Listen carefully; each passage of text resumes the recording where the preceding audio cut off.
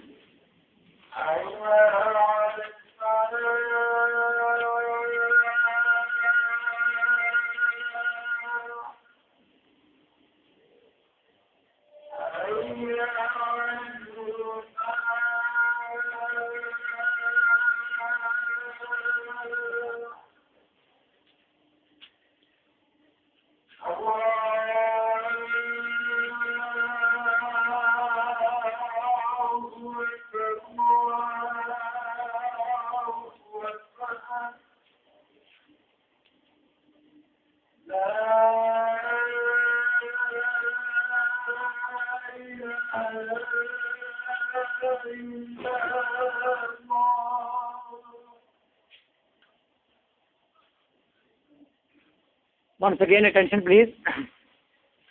Ariel. Actually, Ariel is supernatural creature. Shakespeare ने aerial का इस्तेमाल किया है।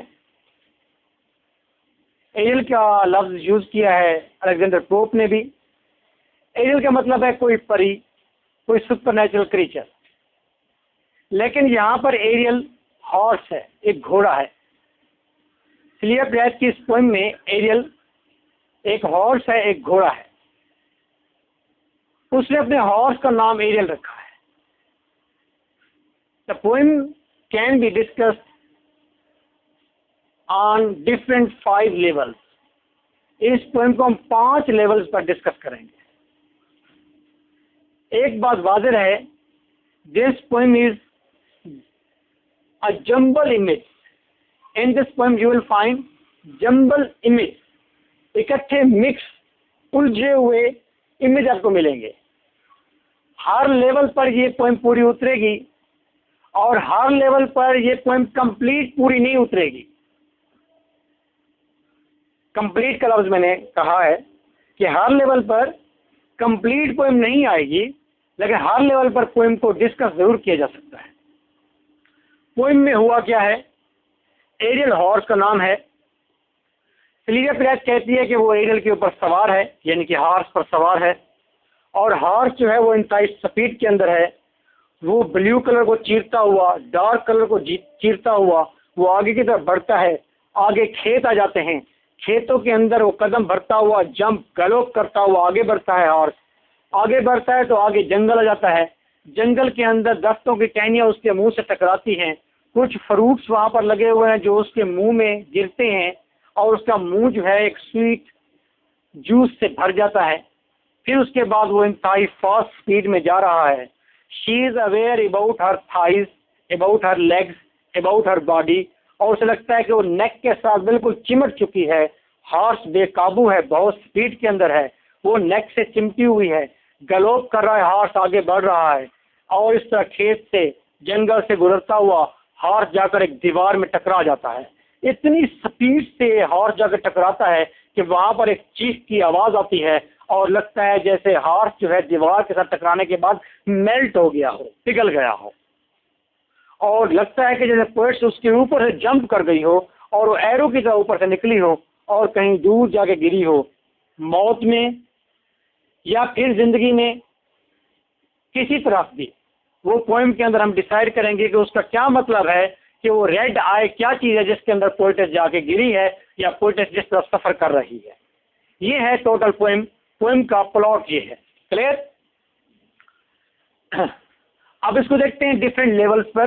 पहले पोएम के डिफरेंट लेवल्स इंट्रोड्यूस कर लेते हैं, उसके बाद पोएम को लाइन टू लाइन ट्रांसलेट कर लेंगे। क्लियर? पहला लेवल है horse riding, that is a simple travel with horse. ये सिंपल एक ट्रैवल है हॉर्स के ऊपर, जो कि मैंने बताया है वो हॉर्स की नेक के साथ चिमटी हुई है और हॉर्स तेज स्पीड में जा रहा है, ब्लू कलर है, रेड कलर है, फिजा के अंदर है और जंगलों से गुजरता हुआ, खेतों से गुजरता हुआ दीवार के साथ टकरा गया है, पोइटेस उसके ऊपर जंप कर गई है एरो की तरह। क्लियर? ये है सिंपल हॉर्स राइडिंग। और टेड ह्यूज ने भी रिलेट किया है, उसने कहा है कि एक बार ऐसा हुआ था when she was in university, एक बार वो अपने हॉर्स पर गई थी और हॉर्स जो है बेकाबू हो गया था, वो उसकी नेक से चिमट गई थी और कई माइल्स के फासले उसने इस तरह गैलोपिंग हॉर्स के साथ तय किए थे। Actually in this poem she is relating her experience. तो ये बात तय हो गई हमें टेड ह्यूज की उस व्यू से, उस रिव्यू से, कि ये एक सिंपल हॉर्स राइडिंग का प्रोसेस है जो उसने बयान किया है। Is it clear? पहला लेवल हमने प्रूव कर लिया। दूसरा इमोशनल लेवल, यानी कि उसके जज्बात का लेवल। आपको मैंने बताया है कि शी हैज इंजर्ड साउल, एग्नीज थी उसके अंदर और उसके अंदर टूटे फूटे जज्बात हैं, अजीबोगरीब उसके अंदर एबनॉर्मेलिटी है, वो एग्नी है, वो परेशानी है, वो फ्रस्ट्रेशन है उसके अंदर। ये इमोशनल फ्रस्ट्रेशन है। अगर आपने उसकी arrival of the bee box पढ़ी है तो आपको अंदाज़ा होगा उसने अपने इमोशंस के बारे में ये कहा था कि मेरा जिस्म एक बॉक्स की तरह है और इस बॉक्स के अंदर बहुत सारे इमोशंस हैं और वो बीज की तरह हैं, शहद की मक्खियों की तरह हैं, अंदर दिन बना रहे हैं, ऊपर उठने की कोशिश कर रहे हैं, इस बॉक्स को तोड़कर बाहर आना चाहते हैं। These are the emotions. ये हर एक उसका पैशन है, उसकी फीलिंग्स हैं, उसकी डिजायर्स हैं, उसकी एग्नीज हैं जो उसके जिस्म के अंदर पैक हैं। तो शायद वो इस पूरी पोएम के अंदर वो सारे प्रोसेस को इस साउल के प्रॉब्लम डिस्कस कर रही है, वो इस एग्नीज को अंदर की हलचल बता रही है और इस एग्नीज के साथ रहकर वो किस तरह रह रही है, उसके ज़हन की क्या कैफियत है, शायद वो पूरी पोएम में ये रिलेट कर रही है। क्लियर? ये दूसरा लेवल है, इस लेवल पर आप डिस्कस कर सकते हैं। This level is emotional level, एग्नी।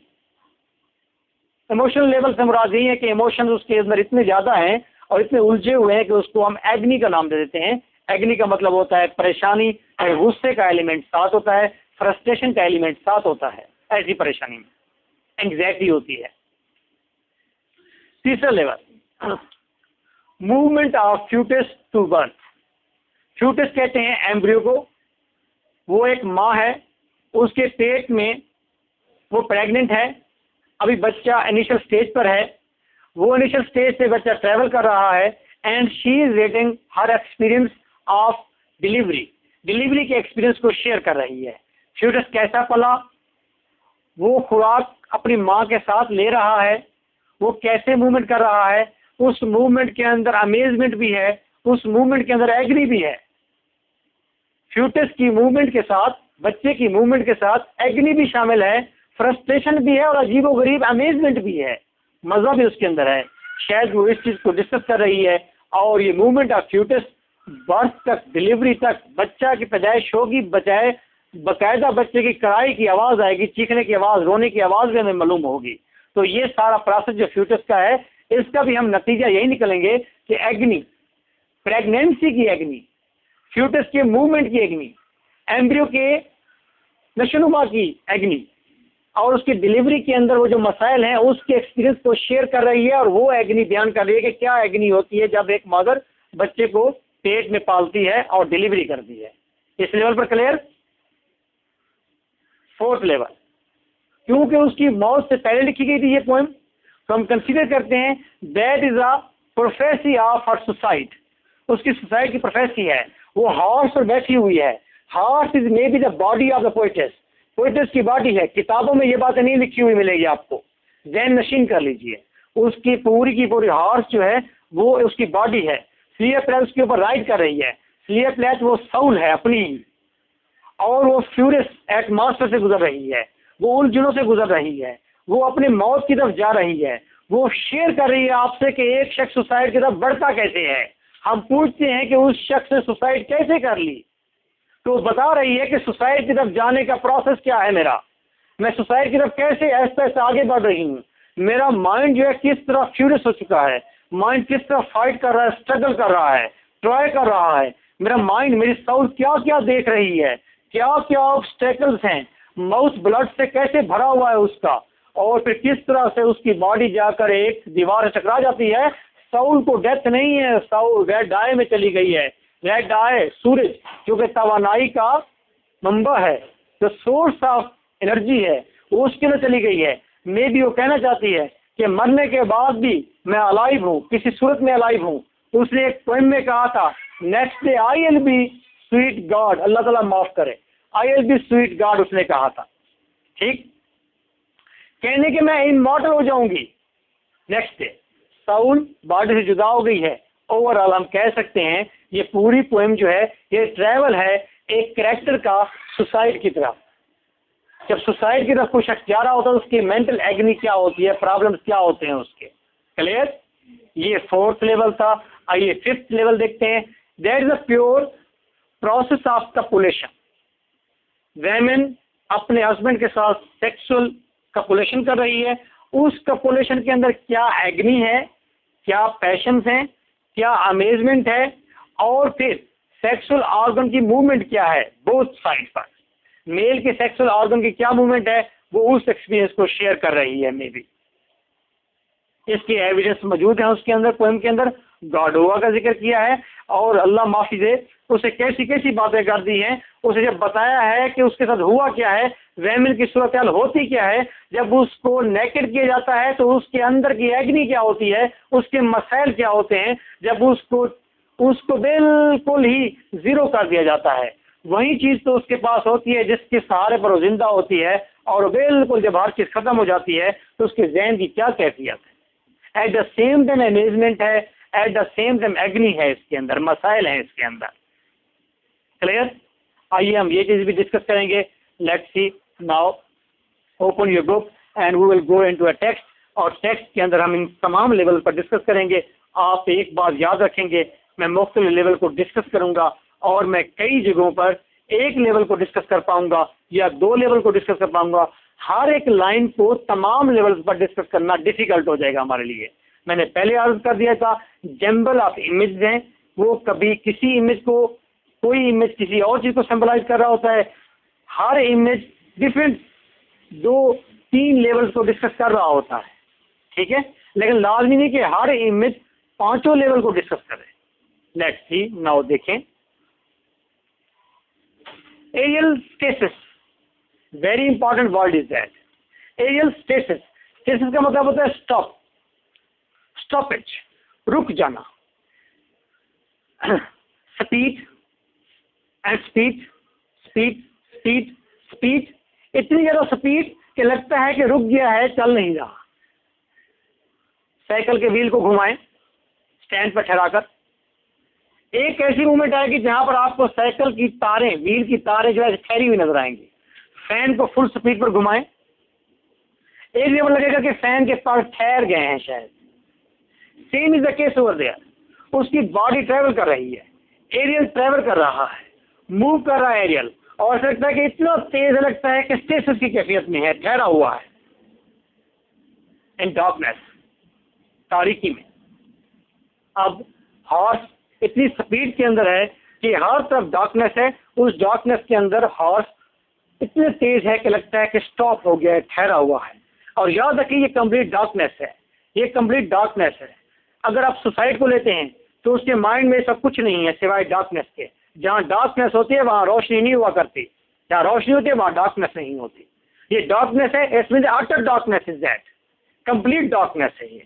Complete darkness के अंदर बता रही है कि उसकी मूवमेंट क्या है, उसकी साउल की मूवमेंट क्या है। यही एरियल जो है उसकी साउल को रिप्रेजेंट करता है, यही एरियल उसकी बॉडी को रिप्रेजेंट करता है, और ये बताया जा रहा है सिंपली कि हॉर्स बहुत स्पीड में है जिसके ऊपर वो राइड कर रही है। देन द सब्सटेंसलेस ब्लू, फिर कुछ भी नहीं है, सब्सटेंसलेस कुछ भी नहीं है, ब्लू सिवाय ब्लू कलर के, ब्लू कलर है। तो डार्कनेस से ब्लू की तरफ जाना, यानी कि बिल्कुल अटर कुछ ना होने से फिर किसी चीज का नजर आना। इस वक्त कंप्लीट डार्कनेस में अगर पोइटेस है तो इस डार्कनेस से वो अब एलाबोरेट करना चाहती है कि उसकी माइंड की क्या कैफियत है, वो अपने आप को पहचान रही है, वो अपनी बात बता रही है कि अब उसे क्या नजर आ रहा है। ऐसा ऐसा चीजें वाज़ेह होती जाएंगी, उसकी कैफियत क्या है उस कैफियत को बताने की वो कोशिश कर रही है।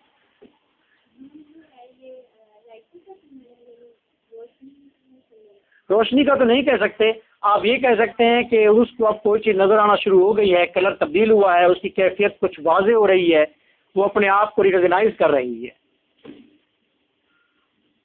Pore of tour and distances. पोर का मतलब आगे निकलना, टूर का मतलब है रॉक की टॉप, किसी पहाड़ के टॉप से वो आगे मूव कर रही है, किसी पहाड़ के टॉप से आगे निकल रहा है उसका हॉर्स। डिस्टेंसेस फासले तय हो रहे हैं। Godliness, godliness there is a type of, एक किस्म की आस है, कसम है एक तरह की।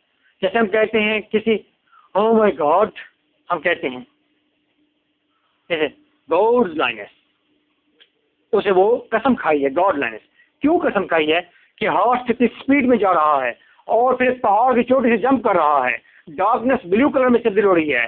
तो इस अजीब और गरीब कैफियत के अंदर वो कहती है अपने आप को, कहती है कि गॉड्स लाइनेस, जाओ खुदाया, वो इस तरह से कसम खाती है। ठीक, मुझे लगता है कि ये जो कैफियत है ये सेक्सुअल मूड की है, कि ये जो एरियल है इसकी स्पीड, ये सेक्सुअल ऑर्गन है में भी, और उसके ऊपर वो क्या कर रही है, वो सोच रही है। एक खास अमेजमेंट में जब आई है, अपने आप को रिकॉग्नाइज किया उसने, तो उसके अंदर कहती है कि godliness. How one we grow, अगली लाइन फिर थीम को बदल देती है। हाउ वन वी ग्रो, कैसे हम इकट्ठे ग्रो, नशोनुमा पाते हैं। मुझे लगता है ये जो पिछली बात की है एरियल की, एरियल जो है वो फ्यूटस है, एम्ब्रियो है, उसके पेट में जो वो छोटा सा अभी इमैच्योर एक बेबी है, उसकी बात कर रही है कि वो किस तरह उसके पेट में है और किस तरह स्पीड के साथ मूवमेंट कर रहा है वो, और वो ऐसा लगता है कि डार्कनेस के अंदर ठहरा हुआ है बस। और फिर वो जब मूवमेंट करता है तो ब्लूइश किस्म की उसे कैफियत पैदा होती है।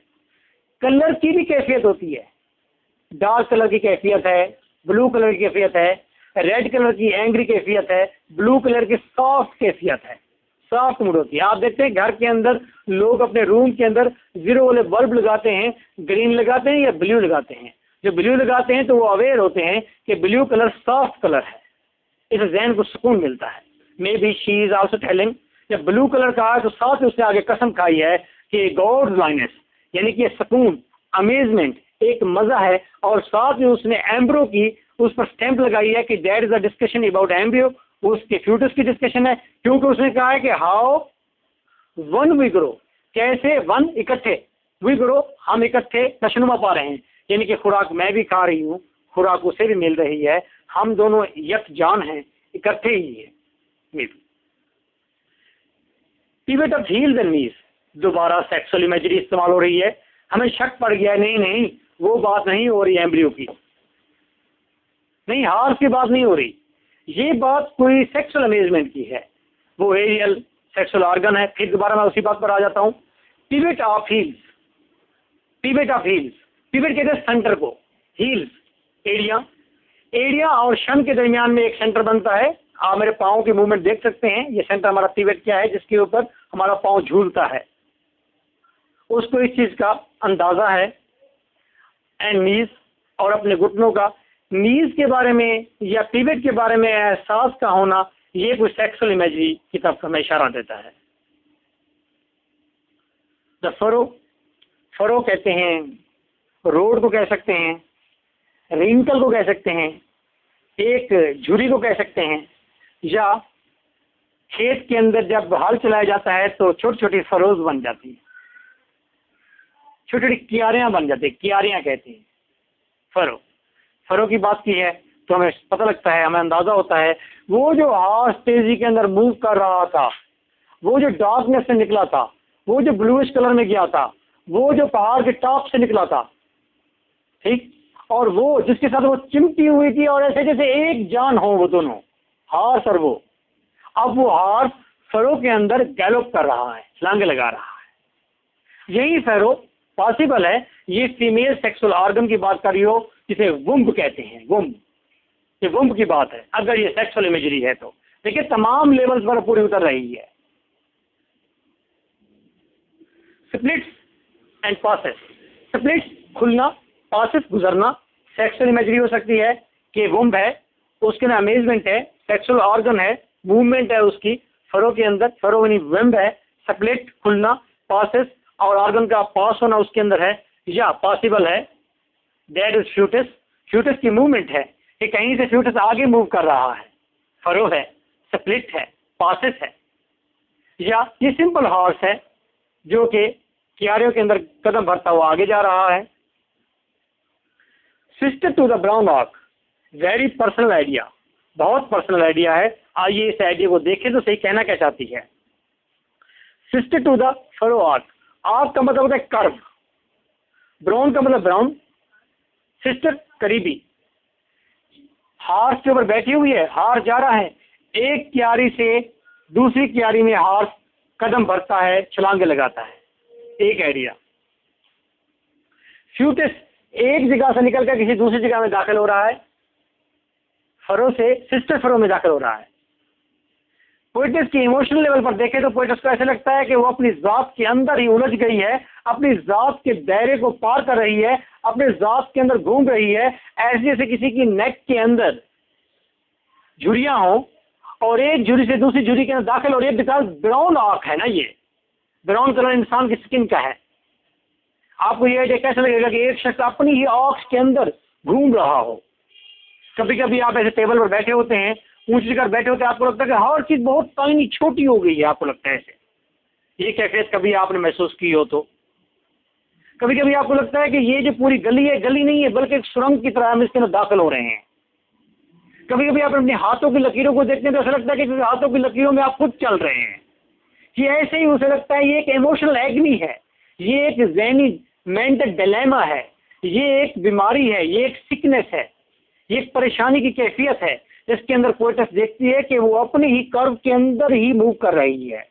शायद ये कर्व उसके ब्रेन का कोई कर्व है, वो इमोशनल है, वो एग्नी में है, वो मसैल में है, वो फ्रस्ट्रेशन में है। हो सकता है कि वो बता रही है कि उसकी ज़ात क्या है, एक कर्व से दूसरे कर्व में दाखिल हो रही है, उसको इसी चीज़ का पता है, दुनिया का पता नहीं है। वो अपनी ज़ात के अंदर ही अपने रास्ते तलाश कर रही है। और मज़े की बात यह है, इस लाइन से वो बता रही है कि इस पोएम के अंदर मैं अपनी ही ज़ात के सफ़र कर रही हूँ, तुम मेरी ज़ात का सफ़र देखो। पोएम इस लाइन में पोएम ये बताती है, the poem is outside in, inside out नहीं जा रही पोइट। साथ साथ लिखते जाएं, साथ साथ नोट, आपकी आय मेरे साथ कांटेक्ट होना चाहिए आय का, और मैं साथ साथ लिखते जाएं अपना कि वो आपको बता रही है कि शी इज आउटसाइड इन, वो बाहर से अंदर की तरफ जा रही है।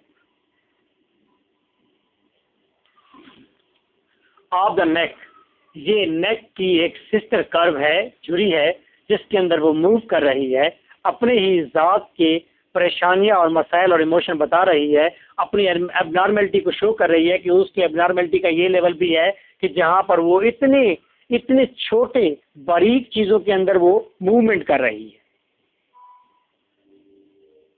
आई कैन नॉट कैच, मैं समझ नहीं रही, मैं काबू नहीं कर रही, मैं इस आइडिया को हार्मोनाइज नहीं कर रही, ये चीज़ मेरी काबू से बाहर है, ग्रास्प से बाहर है, मेरी पकड़ से बाहर है, बेबसी है, वेमन की बेबसी है, उसकी हेल्पलेसनेस है, नीगर आए। तो इसको ऐसा लगता है कि वो डार्कनेस जो ब्लू कलर में तब्दील हो गया था, अब वो ऐसे है जैसे ग्लिसनिंग ब्लैक आए हो, ग्लिसनिंग लाइट, चमकती हुई लाइट ब्लैक, नीगर जैसे हबशी की काली आंख होती है, ग्लिसनिंग होती है, चमकदार होती है, कलर तब्दील हुआ है इस कलर में। और आंख के अंदर सफर करना कैसा लगता है सोचिए, मेंटल एग्नी है ये कि पोइट्रेस कहाँ से टोर लेती हुई, जंप लेती हुई, फरों में से गुजरती हुई, रॉक के ऊपर से गुजरती हुई, डॉक में से गुजरती हुई, ब्लू में से गुजरती हुई, सिस्टर आर्क में से गुजरती हुई निगर आई में दाखिल हो रही है। ये एक क्यूरियस आइडिया है कि किसी की आंख के अंदर ट्रैवल करना कैसा लगेगा कि आप किसी की आंख में ट्रैवल कर रहे हो। डर सा लगता है, फेयर सा महसूस होता है, खौफ सा महसूस होता है। बेरीज, खास stock, berries that is small fruit. अब वो निगर आय से निकली है, यानी कि मैं निगर आय को कहूँगा that is a dark atmosphere of the wild forest. किसी जंगल का डार्क एटमॉस्फेयर है, उसके अंदर हवा गलब कर रहा है, वो मूव कर रही है और उसके अंदर बेरीज मौजूद हैं, फ्रूट्स हैं छोटे छोटे और कास्ट डार्क कलर के हैं। या तो फ्रूट्स हुक से लटके हुए हैं, या वो अपने आप को महसूस करती है कि वो जैसे इन बेरीज के साथ लटक गई हो, जैसे वो ऊपर से उसको उठा दिया गया हो, ऐसे वो ऐसा महसूस कर रही है, कुछ हुक्स ऐसा महसूस कर रही है। फिर कोई ऐसे स्टेटिक सा ठहरा हुआ कोई आइडिया दे दिया है उसने। Black sweet blood mouthful berries को जब वो टेस्ट करती है तो उसके टेस्ट, क्योंकि ब्लैक बेरीज हैं, जब वो टेस्ट करती है उसके मुंह में वो बेरीज आती हैं तो उसको महसूस कैसे होता है, that is not a sweet juice, that is sweet blood. Juice को ब्लड कह देना, आपने पढ़ा था पप्पीज इन अक्टूबर के अंदर, मोस्टली लोगों ने पढ़ा हुआ है कि वो पप्पीज को देखकर जो कि रेड कलर के हैं, वो कहते हैं इनका कलर ऐसे है जैसे कि किसी प्रेग्नेंट वैमन के रेड हार्ट होता है। Same is the case over there. Blackberries को देखकर, उसको खाकर उसके मुंह में जब आते हैं तो उसे महसूस होता है that is the blood not the juice. ये एक अजीब सा एलिमेंट है। सेक्सुअल एलिमेंट देखें तो उसके अंदर जो उसकी अमेजमेंट है, फ्रूट, जूसी फ्रूट को जब आप मुंह में रखते हैं तो आपको एक अमेजमेंट मिलती है, एक मजा मिलता है, ठीक है। लेकिन अगर वो जूस ब्लड हो, आपको एक एग्नी भी फील होगी। If that is not a juice, that is a blood, sweet blood. तो जूस को ब्लड कह देना, अमेजमेंट और एग्नी इनका कॉम्बिनेशन हो गया है। ये अमेजमेंट, ये एग्नी और अमेजमेंट दोनों का कॉम्बिनेशन फ्यूचर्स की सूरत में भी हो सकता है कि फ्यूचर्स की मूवमेंट है, सेक्सुअल अमेजमेंट भी हो सकती है, सेक्सुअल एग्नी भी हो सकती है एट द सेम टाइम। इसका मतलब ये है अगर वो वैमन को रिप्रेजेंट कर रही है, व्हाट इज वैमन, तो देन वो ये क्या कह रही है, तो वो यही कह रही है ना कि वैमन जब सेक्सुअल कंडीशन में होती है, she is not only in amazement, she is also in agony. उसके मसाइल हैं भाइयों, उसके मसाइल हैं, समझिए। शेडोज, साए हैं, फिर वहीं शेडोज का जिक्र करके फिर वहीं तारीकी की बात, फिर वहीं अग्नि की बात, सैडनेस की बात, उदासी की बात है। समथिंग एल्स या कोई और चीज, हाउल्स में तो कोई चीज में ड्रैग करती है हवा के अंदर। ये हुक, हाउल्स, हवा के अंदर हाउल्स हो जाना। आप किसी बड़े झूले पर बैठते हैं तो जब नीचे की तरफ झूला आता है तो पेट में हाउल पैदा होते हैं, जैसे आप लटक गए हो, फिजा में कायम हो गए हो। ये कैफियत फ्यूटस के अंदर भी हो सकती है, ये कैफियत सेक्सुअल अमेजमेंट भी हो सकती है। हाउल्स, जब आप झूले से नीचे आते हैं तो हाउल जब होते हैं तो वो आपके ज़हन में 2, 3, 4 कैफियत इकट्ठे होती हैं। आप फ्रस्ट्रेशन का शिकार, आप वरी, आप फेयर, फिर फेयर का शिकार होते हैं और साथ फिर अमेजमेंट का शिकार होते हैं। आप 4-5 चीजें इकट्ठे आ जाती हैं, ठीक है। हेयर श्योर हो गया, मुझे श्योर हो गया है कि that is a element of sex. ये सेक्स का कोई इमेजरी है या फिर फ्यूटस की इमेजरी है। अब यहाँ पर थाइज, उसको अपनी थाइज का एहसास हो रहा है। हेयर, अपने बालों का, हेयर और थाइज का जो कॉम्बिनेशन है ये प्योर सेक्सुअल कॉम्बिनेशन है। व्हेन वैमन इज नेकेड, हेयर और थाइज का एहसास एट द सेम टाइम आना उसे, ये टोटल जो है सेक्सुअल एलिमेंट है कि सेक्स के दौरान उसकी क्या कैफियत है, व्हाट शी इज फीलिंग, उसको इन चीज़ों के ऊपर कंसंट्रेशन हो रही है, अपनी ज़ात के ऊपर। फ्लैक्स फ्रॉम माय हील्स, उसे महसूस होता है कि उसकी हील्स के ऊपर कोई फ्लैक्स हैं। ये कोई कैफियत हो सकती है, पर्सनल है, वो बता सकती है, वहीं खुद ही उसका पर्सनल आइडिया है कि फ्लैक्स किस तरह है उसकी हील्स के ऊपर, किस तरह महसूस करती है, कोई फ्लैग को, किसी चीज के होने को, किसी पर्थ को, किसी एहसास को अपनी हील्स पर महसूस करती है। व्हाइट गडोआ आयन पील याद करती है, बुलाती है व्हाइट गडोआ को, आई अनपील, देखो मैं अनपील हूँ, मैं नंगी हूँ, देखो। व्हाइट गडोआ को बुला रही है, देखो मैं नंगी हूँ, उसे कहती है। श्योर है क्या है? सेक्सुअल इमेजरी है ये।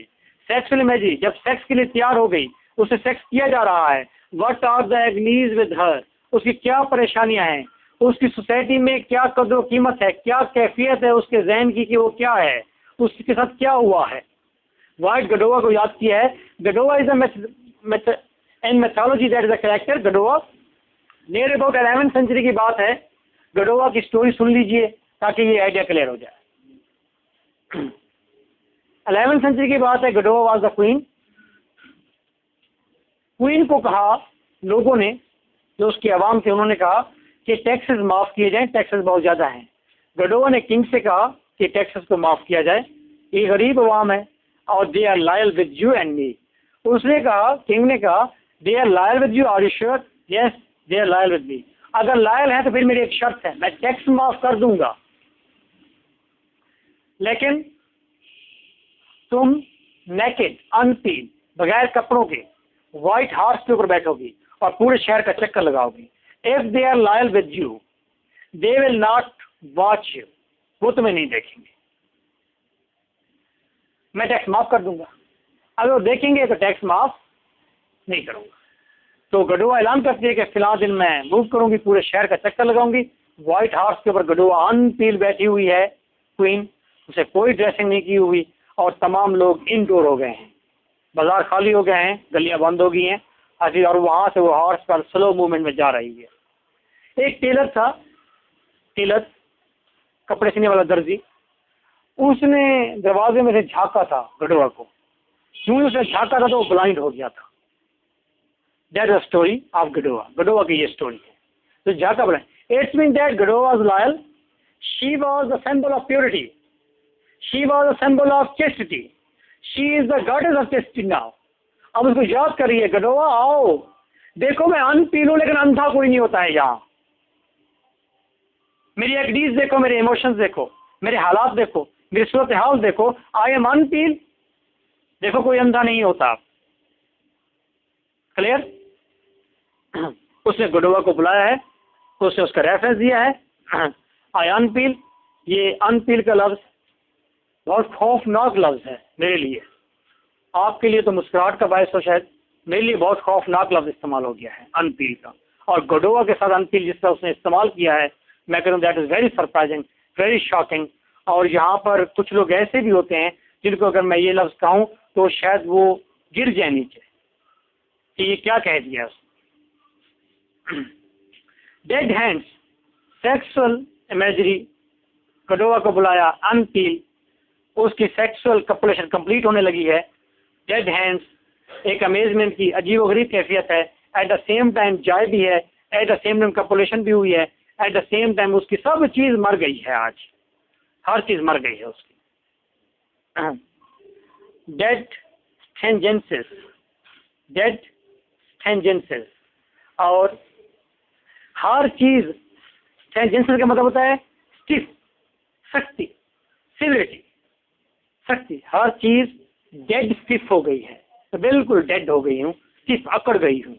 And now I foam to wheat, foam to wheat का मतलब यही है कि अब उसके मुंह में कोई झाग सी है, ये अमेजमेंट है, या वो फ्यूटस को जो डिलीवरी दे रही थी अनपील हुई थी जिसके लिए, और वहां पर वो कह रही है कि उसके मुंह में एक अमेजमेंट की कैफियत को बयान करने के लिए उसने कहा कि foam is in her mouth, a glitter of seas, ऐसे जैसे कोई चमकता हुआ समंदर हो, चमकता हुआ समंदर हो, वेरी पर्सनल आइडिया है। वो अपने माइंड की आंख से देख रही है कोई ग्लिटरिंग सी, वो ग्लिटरिंग सी कोई खुशी का समंदर है, वो कोई क्रिएशन की खुशी है, या वो सेक्सुअल कपुलेशन की कोई एक अमेजमेंट है, दैट्स सी, वो अपना glittering of sea. The child's cry, sure हो गया चाइल्ड्स क्राई, जब उसने कहा ये फ्यूटस की बर्थ थी, ये डिलीवरी हो गई है, बच्चे की मूवमेंट, और बच्चा इस वक्त बॉर्न हो चुका है। चाइल्ड क्राई, ये चाइल्ड क्राई महज फ्यूटस नहीं हो सकता, ये चाइल्ड क्राई किसी इनोसेंट बॉडी जो कि हॉर्स से सिंबलाइज किया गया था उसकी कोई क्राई है। शायद ये वो अग्नि जो वो इमोशंस जो उसने छुपा रखे थे अपने बॉक्स के अंदर, शायद वो इमोशंस अब उसके माउथ से शरीक कर रहे हैं। लफ्ज पर गौर कर लीजिए, मैंने कहा है कि अग्नि उसके माउथ से शरीक कर रही है, चीख मार रही है, अग्नि चीख मार रही है, उसके माउथ से बाहर आ रही है। यह पॉसिबल है कि सेक्सुअल कपुलेशन के बाद उसको जब एहसास हुआ है अपनी पोजीशन का कि शी इज नेकेड, उससे वो चीज छिन चुकी है जिसको वो चेस्टिटी कहती है। अगर वो चीज छिन चुकी है तो वो वाकई उसके अंदर सौल है, उस सौल की बेस पर चीख कर कुछ कहा है, वो चीख पड़ी है कि तुमने मुझे रैविश कर लिया, मुझे सब कुछ खत्म कर दिया, मेरा बिल्कुल कुछ नहीं रही, मेरी जात खत्म हो गई है आज के बाद। बिकॉज अगर आपको ये आइडिया बहुत अजीब लग रहा है कि कपुलेशन के बाद उसको चीखने चिल्लाने की क्या जरूरत है, अगर आपको ये लग रहा है तो आप याद रखें वैमिन के साथ कपुलेशन के बाद, कपुलेशन का मकसद ये है you are destroying a body, आप एक बॉडी को डिस्ट्रॉय कर रहे हैं, स्पॉइल कर रहे हैं एक बॉडी को, एक ब्यूटी को स्पॉइल कर दिया है आपने। और स्पॉइल करने के बाद बड़ा जुर्म ये है कि उस स्पॉइल करने के बाद उसे शेकल्ड होना है, आप उसे अब प्रेग्नेंट होना है, उसको बच्चे जने हैं मादरहुड के शेकल्स में आना है उसे। ये शरीक बनती है, शरीक अगर उसके अंदर सौल है, किसी के अंदर भी सौल होगा तो ये शरीक बनती है उसकी। मेल्ट इन द वॉल, ये वही हार्स है जो शरीक देता है, शरीक के साथ ही वो दीवार के साथ टकरा जाता है। मेल्ट इन द वॉल, और वॉल में इस तरह से वो टकराया है कि मेल्ट हो गया है। क्यों मेल्ट हुआ है?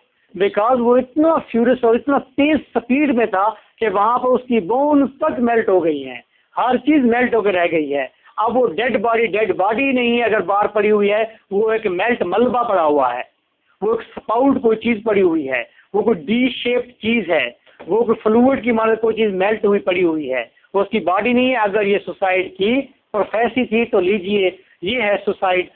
अगर ये इमोशन थे तो सुन लीजिए, अगर आप कहते थे कि बी बॉक्स के अंदर, अगर बॉक्स के अंदर उसके बॉडी के बॉक्स के अंदर अगर उसके डिजायर्स हैं तो आने दो, डिजायर को बाहर क्यों नहीं ले आते, हम देखना चाहते हैं। तो लीजिए ये डिजायर उसकी बाहर आ गई हैं। इमोशन से तो इमोशन शरीक करके बाहर आए हैं, इमोशंस जो ही बाहर आए हैं तो बॉडी मेल्ट हो गई है, पिघल गई है, खत्म हो गया, जीरो हो गई है। क्यों? उसकी डिजायर्स, उसकी इमोशंस, उसने arrival of the bee box, उसने बी मीटिंग के अंदर कहा है कि ये इमोशंस, ये डिजायर्स मुझे खा जाएंगी अगर बाहर निकल आई। खा ही तो गई है, उसको खा ही तो गई है, निकल गए हैं, तमाम डिजायर उसे खा गई है। बता रही है ना, इलेक्ट्रा कम्प्लेक्स है, एग्नीज है, मसाइल हैं। तो क्या हुआ है? रिस्पांस सोसाइटी नहीं दिया। सोसाइटी ने जब रिस्पांस नहीं दिया तो सुसाइड करनी पड़ी। सुसाइड जब उसने किया तो उसने खुद अपने आप को नहीं मारा, बल्कि उसकी डिजायर्स जो बाहर आई थी उन्हीं ने उसको मार डाला। डिजायर्स बाहर है तो सोसाइटी ने कहा अफसोस है तुम पर कि तुम औरत होकर ये कहती हो, लज्जा नहीं आती तुम्हें? याद आ रही है ना मेरी बात, मैं कहाँ रेफरेंस दे रहा हूँ? लज्जा नहीं आती? उसने कहा आती है लज्जा। एंड आई, और मैं मैं एरो की माने दूं, यानी कि हाथ टकरा गया है, वो ऊपर निकल गई है एरो की तरह। द ड्यू दैट फ्लाइज, मैं इस तरह से ऊपर से निकली हूँ जैसे कि ड्यू फ्लाई करता है, ड्यू जैसे निकलता है ऐसे। Dew is again may be something copulation के एलिमेंट है, उसकी एंड की कैफियत है, मे बी फ्यूटस है, मे बी, लेकिन ज़्यादा जोर इसी बात पर है कि आप ये सुसाइड की इमेजरी है, ये सारी पे हमने सुसाइड के बारे में पढ़ी है। हमें यूँ लगता है कि वो ड्यू की तरह उसकी साउल है जो ऊपर की तरफ निकली है। सुसाइडल का लफ्ज़ उसने जब उसने कहा है तो ये बात मुझे श्योर हो गई है कि ये पूरी पोएम जो थी सुसाइड की प्रोफेसी थी, और उसने अपने सुसाइड का पूरा प्रोसेस बताया है कि सुसाइड उसकी किस तरह हुई है। हालांकि वो जिंदा बैठी है जब वो लिख रही है, लेकिन वो उससे पहले मर चुकी थी, सुसाइड वो पहले कर चुकी थी, स्पिरिचुअली पहले सुसाइड हो गई है, फिजिकली सुसाइड उसने बाद में करके दिखा दी है। At one with the drive into the red, और ऐसी हूं मैं जैसे ड्राइव निकली हूं वहां से इनटू द रेड, और सुर्ख आए, सुर्ख आंख के अंदर चली गई हूँ। सुर्ख आंख, अगर ये सूरज नहीं है तो ये कोई हॉर्श, ये कोई फ्यूरियस आइडिया है। ये बिल्कुल वैसा आइडिया है जैसे कि पप्पीज इन अक्टूबर के अंदर फ्लावर उसे लगते हैं कि रेड हॉर्ट की तरह है, ये बिल्कुल वैसा आइडिया है जैसे जूस बेरीज का उसे लगता है ब्लड की तरह है। ये वैसे ही उसकी मूवमेंट जब वो फिजा में गए तो उसे लगता है कि she is going into red I not in nigger I now. अब वो निगर आई में नहीं है, रेड आई में दाखिल हो रही है। यानी कि पॉसिबल है कि वो एक एग्नि से दूसरी एग्नि में जा रही है, एक एग्नि से उसकी साउथ दूसरी एग्नि में दाखिल हो रही है। सूरज जो है एनर्जी का सोर्स है, मे बी सूरज जो है वो गॉड का सिंबल इस्तेमाल कर रही है। She will be also the godly something and she will be also part of god. उसने खुद कहा था, उसने कहा next day I will be, अल्लाह माफ करे, स्वीट गॉड उसने कहा था। द कॉल्ड्रन ऑफ मॉर्निंग, ये बात बहुत अहम है क्योंकि ये सूरज ही है, क्योंकि उसने कहा है कॉल्ड्रन जो कि पोट है, एक बर्तन है, किसका? सुबह का। सुबह हो रही है, होप मौजूद है, रूह मौजूद है, बॉडी मर गई है, लेकिन रूह जब निकली है तो फिर मॉर्निंग है उसकी फिर कोई सुबह है। मैं कन्फेस हूँ, मैं मरकर फिर जन्म लूंगी, मैं अपनी रॉक से जन्म लूंगी। मैं सिल्विया प्लेथ हूँ, I am the representative of all women. मुझे तुम मार नहीं सकते, मेरे अंदर वही एडन रेच वाले टाइगर्स हैं। मैं कभी नहीं मरूंगी, मैं हमेशा हमेशा जिंदा रहूंगी। सुनाई सर, थैंक यू।